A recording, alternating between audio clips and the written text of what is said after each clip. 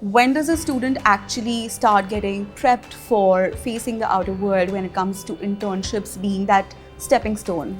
Even in northern New Jersey, we have so many Fortune 500, Fortune 1000 companies nearby that we invest in those relationships that it's still incumbent upon the student to take some agency. They have to ask the right questions. They have to be part of the process. But there's a lot of opportunity that the university is investing in to make it a little bit easier for them. What the history of the university has been like? We were founded in Paterson, New Jersey, where a lot of immigrants came at the time to work in the silk mills. And so the women who were educated to become teachers were teaching the children of immigrants. And as the university evolved and it got bigger, we added programs in nursing and business education. And that necessitated a move to our Wayne campus, which we have a 407-acre suburban campus. What is it that the university does to offer that blend of cultures? The Volley Festival on campus is one of the most celebrated from everyone on campus. Even though the International Student Club puts it on, there's a real opportunity for a student traveling from India to come to William Paterson and really have a unique, rich experience. We have one of the most diverse selections of food in our area, and so they always remark that they can find the spices and the food that they love to eat. And as they say, home is where the food is. Right. So I true. know. So true. Right. How they're being equipped to face the world outside when it comes to looking for jobs. Our goal is to make sure that every student has an experiential learning experience before they get an undergraduate degree. There's a huge industry focus in northern New Jersey, but of course you have New York City, who's our neighbor. So a lot of our students will do their internships or their externships in New York City as well. In terms of blending the practical and what one studies as academia, how well do you think the courses are placed when it comes to knowledge on campus? Well, I'd say, most of our degree programs, or certainly our colleges, have advisory boards that have experts in the field who are giving that counsel to the dean and to the various faculty to make sure that the content in the classroom aligns with what employers are going to be looking for at the time of graduation. The global education landscape is changing, and more so for Indian students who plan to study in the US. With Trump administration back in power, there has been a crackdown on illegal immigrants, and there's a lot of uncertainty around the H-1B policies. To give us a better understanding of what an Indian student's future could look like in a US university, I'm joined by Dr. Richard J. Hell-Dobler. Thank you so much for joining us. And Dr. George F. Kasenga. Thank you so much for joining us. They're here on behalf of William Paterson University in New Jersey. Thank you so much, both of you, for taking out this time to do this interview with us and sitting down here in New Delhi. How's the weather been like? Changes in the weather, I'm sure it's been a bit of a... It's been lovely. New Jersey is very cold this time of year, so the weather here has been really quite beautiful. And the flowers are amazing, so we've enjoyed the landscapes in the few days that we've been here. Right. Yeah, there was snow on the ground when we left, so happy to be here. Right.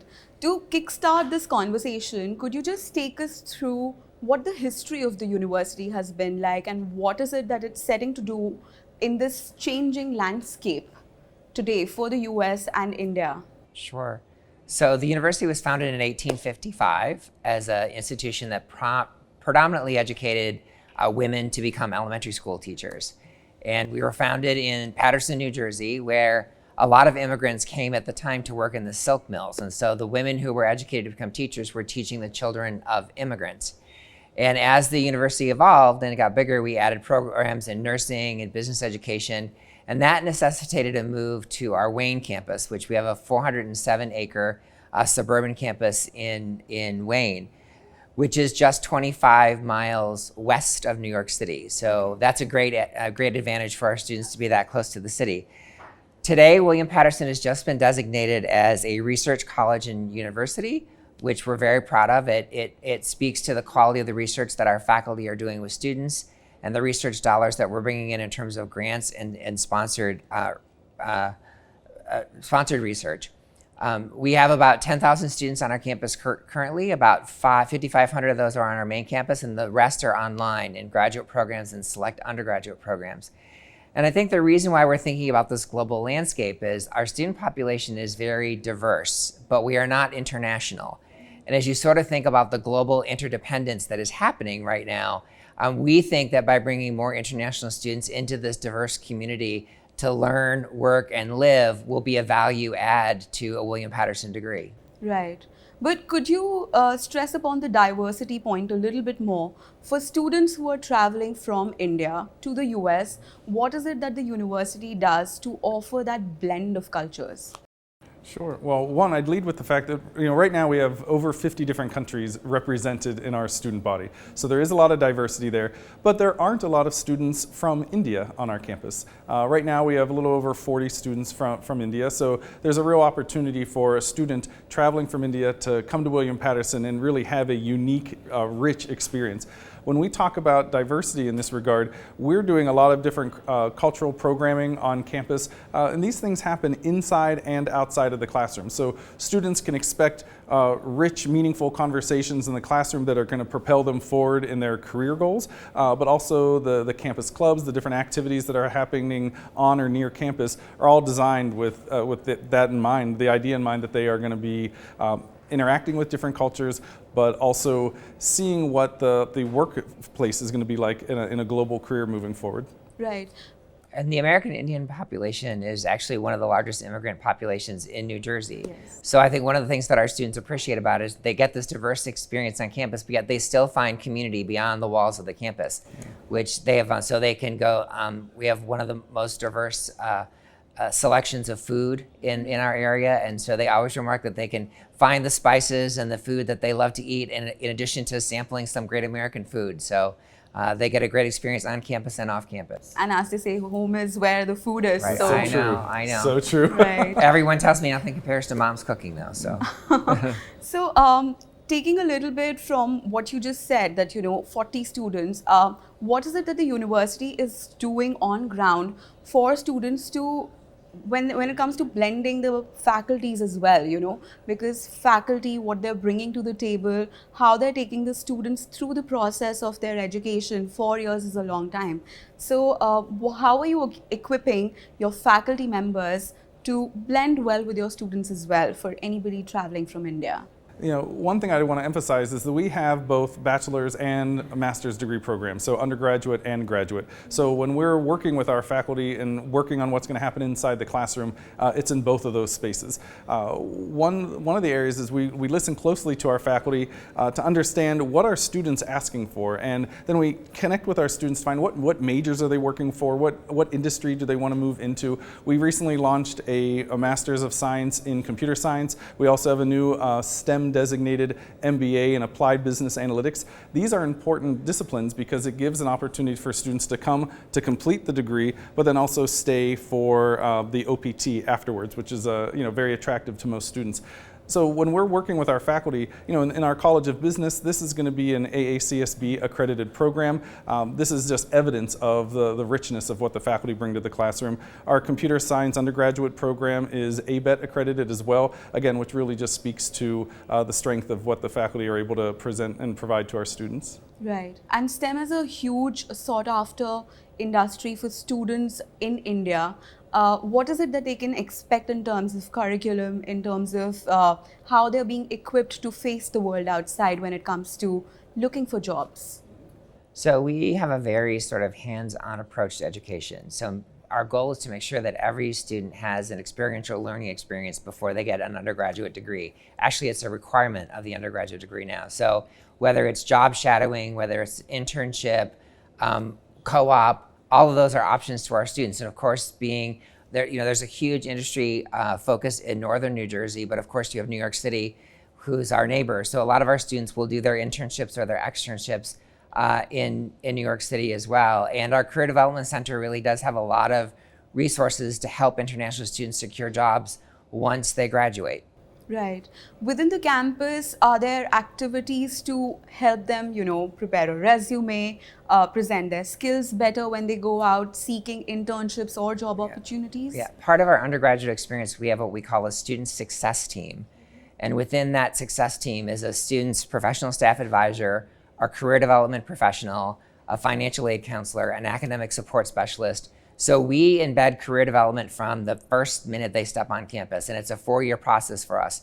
So, a lot of students wait until that last semester to put the resume together to look for a job. That isn't the way that we approach it at all. We make sure that they have a LinkedIn profile, that they're getting those endorsements. If they get a certificate, along the way that is electronically placed on their LinkedIn profile automatically. They don't have to worry about it. So employers have the ability to keep scanning those profiles as students are accumulating credentials as they move toward the baccalaureate degree. Right. In terms of blending the practical and what one studies as academia, how well do you think the courses are placed when it comes to knowledge on campus?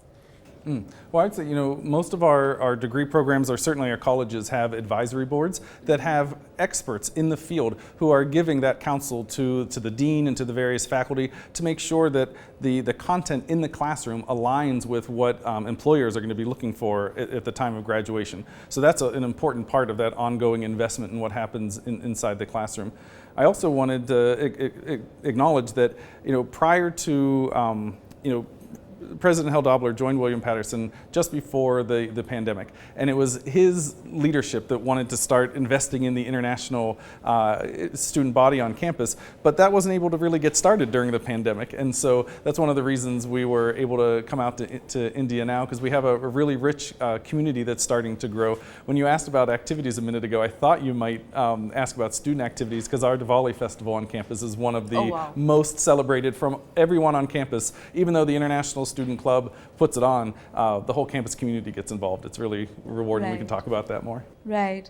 In terms of campus life, what is it that would you say that William Paterson does better than other universities? Because I feel like when I went and studied abroad, a lot of times I refer to my stories from, on campus. So what is it that the university does to make them feel like they're not away from home, that they're in a homely environment?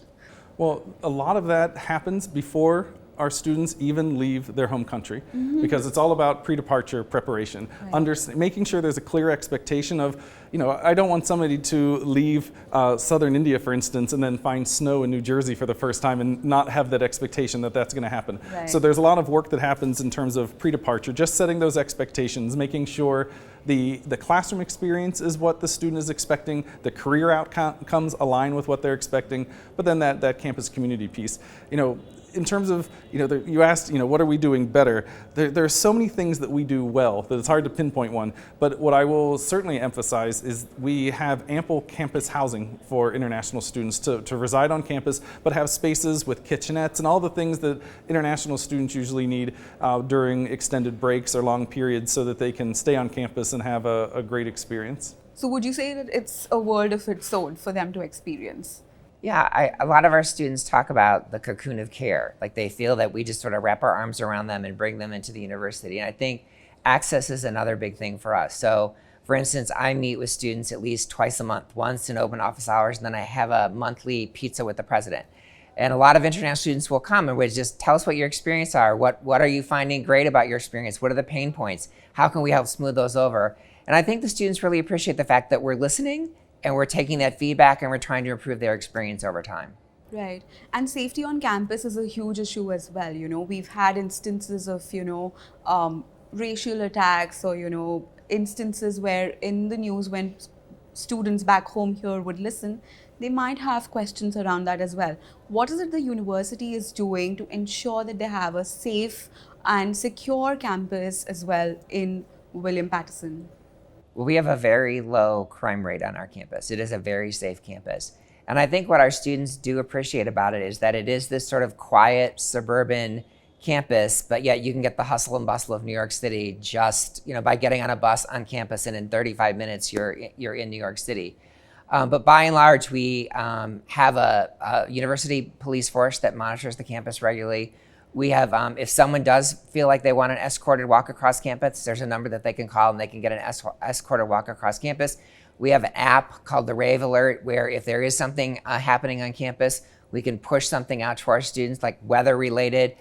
There's a lot of wildlife in New Jersey. You'd be surprised to know that we have black bear on our campus. Oh, wow. So if there's a black bear spotting on our campus, we make sure everybody knows. We've never had an issue, but they are there. And so our students, by and large, feel safe. They feel comfortable walking around at night. They feel comfortable walking around on the weekends, and they feel well cared for. And if I can add to that, one of the things that I know that our international families appreciate, but we also have students from all over the U.S. who are at William Paterson in New Jersey, they can also sign up for those rave alerts. So just to have a sense of what's happening on campus, a family member, a parent, a guardian in India can get an update about whether an event or something so that they can contact their son or daughter on campus and check in and make sure everything's all right. And we also have an Office of Parent and Family Relations that the parents can sign up to through the portal. And so regular messages go out through that portal to say, here's what's happening on campus, or your student should be doing this at this point. So we try to keep the families engaged as we're educating the student over here. And knowing the Indian parents, they will definitely take notice Yes. of it, act on it, 100%. Yeah. What is it that you would like to say about the hands-on learning experience that the university offers for students on campus? Well, I think, what we've been able to do is to really do a great job placing our students in their internships. And I think that has led to a positive outcome in our career placement and our starting salaries. So our job placement rate is 4 percentage points higher than the average regional public in the United States. And our starting salaries are about $4,000 higher than the national average in terms of starting salaries. And I think that's a result of being very intentional about the companies that we place our students in, teaching them how to interview, how to ask for what they need in order to be successful, and then ultimately negotiating for that first job offer that is so critical when you're 20-something getting out of college. Right. At what point do internships come in, like in the process of the 4-year program, say for instance, when does a student actually start getting prepped for facing the outer world when it comes to internships being that stepping stone? So they have job shadowing opportunities in their second year, and then they can do non-paid internships in their junior year, and then we try to get them into a full-blown credit-bearing internship in their senior year, leading to employment. I think around 40% of our students who did an internship were hired by the company where they did their internship. Okay. So, we feel pretty good about that. And as we've been working to grow our international student population, I've checked with our career services offices and with the different teams that are inside the different colleges to make sure that they are equipped to help an international student just as well as they might assist a student from the U.S. And they are in fact able to provide a wide range of services to help our international students as well. And as Dr. Hell-Doppler mentioned, our proximity to New York, but even in northern New Jersey, we have so many Fortune 500, Fortune 1000 companies nearby that we invest in those relationships, that it's still incumbent upon the student to take some agency. They have to ask the right questions. They have to be part of the process. But there's a lot of opportunity that the university is investing in to make it a little bit easier for them. When you speak about this ecosystem that's surrounded by Fortune 500 companies around, are there industry professionals visiting university on a regular basis as well to interact with students? Sure. We have a program called the Pesci Family Mentoring Institute, where professionals from your given major are connected with you in your junior year, and they sort of mentor you through what electives should you be thinking about? What do they think is trending in the area that you're going into? So it's not only about being current, but it's about here's what we think is happening 5 years out. Right, I always tell students that, if you're not current when you graduate, that's our fault. But if you're not current 5 years out, that's your fault, because we try to make sure that you're a lifelong learner. And so I think the Pesci Family Mentoring Institute is really sort of a hands-on way of connecting professionals with the field. We invite them into our classes to talk to students all the time. We have the Professional Sales Challenge. We have the COIN event through the Casacos College of Business. All of those is where we're engaging professionals in the curriculum with meaningful interactions with our students to make sure they get that early career development as part of the William Paterson experience. Right. We also invest in job fairs and career fairs that come to campus. So even as freshmen and sophomores, first-time, full-time students, they can get exposure to some of the different industry and get a sense of what kind of questions are going to be asked of me when it's my turn. What should I be coming to this event with? I also encourage students, especially when they're first-time, full-time students on campus, one of the biggest challenges that they face is how much activity there is. They want to join every club, they want to be involved in every activity. Sometimes they forget the classroom is their priority one. And so I always encourage students to choose at least one social activity, a club that's going to keep you engaged, help you have a good social network, but also choose a club, participate in a group that is related to your major. Because when certain opportunities come into the university, sometimes it's shared with that student club first related. So if there's a business club, an accounting club, all these different groups, the speaker sometimes is just coming to that event. So it's important to be engaged inside and outside the classroom. Right. And in terms of activities, we should also mention the extracurricular activities that are there on campus as well. What kind of sports or cultural activities one can experience? Yeah, we're a D3 school, so we field, I think it's 17 teams, men's and women's, and men's and women's basketball, women's softball, baseball, men's and women's soccer, women's tennis. So there's lots of opportunities to sort of be engaged in that area, but also we have a lot of clubs and organizations that if a student wants to be involved in those. And what's interesting is that, like the radio club, you don't have to be a radio major to be a member of that. So if you just have a passion for it, but you don't think it's going to be your career, you have the opportunity to sort of experience those things at William Paterson as well. So there's never lacking for things to do, as George said. It's just how do we keep them primarily focused on their classes so they get out, they get that degree, and they get that all-important job. Right, right. So STEM is a huge focus, as we mentioned earlier. What is it that you think that Indian students should expect in terms of the curriculum? And how well would you say it stands when it comes to the expectations in the job, with the job actually becoming so competitive now, the job industry? How is the university ensuring that they're well equipped? Well, one of the first things I want to mention in that regard is we have a number of international student support services in place. And I want to address that just so far that people can understand and potential students know that we want the classroom experience to be their biggest challenge, to finding that internship, to finding that career outcome, to be the main challenge, not culture shock or cultural adjustment or these types of things. So we have a lot of resources in place to help students navigate that at the beginning. For some students, it will be the first time they're speaking U.S. English all the time, every day, and then having to write academic papers in it. That can be exhausting in its own way. So initially, to help them have those successful outcomes, I just want to say at the beginning, we're setting them up for success by recognizing that there are some cultural adjustments at the beginning. Even when a student thinks that's not going to apply to them, I've been doing this long enough, I know that everybody experiences a certain amount of culture shock, and we work to mitigate that for them. And most of our STEM programs are recognized by the U.S. Department of Homeland Security. So that does qualify them for the 24-month OPT opportunity. So, graduates in the MS in biotechnology, MS in applied mathematics, exercise physiology, computer science, materials chemistry, and applied business analytics, we find that those students are often snatched up before they even get their degree. They get a job offer usually during their internships. So we feel, or the opportunity to extend their stay to continue working while they're in their internship. So if you're looking at the outcome of employment, it sort of speaks to the currency of the curriculum and what's happening. And in the US right now, the unemployment rate is very low, it's 4%. And so the job market is healthy and there are plenty of opportunities out there. And President Hell-Dobler mentioned 6 of our graduate STEM designated programs, but we have 24 undergraduate STEM designated programs. So there's a broad portfolio of offerings. So we encourage students to visit our website or contact us to learn more about them. Right. Could you help us also understand the fee structure and how that works and how students can better probably apply for scholarships, etc., any assistance that they might require? So a few things I would lead with there. All of our international students are eligible for the same portfolio of merit-based scholarships that our local domestic students are eligible for. So that in and of itself is a big win.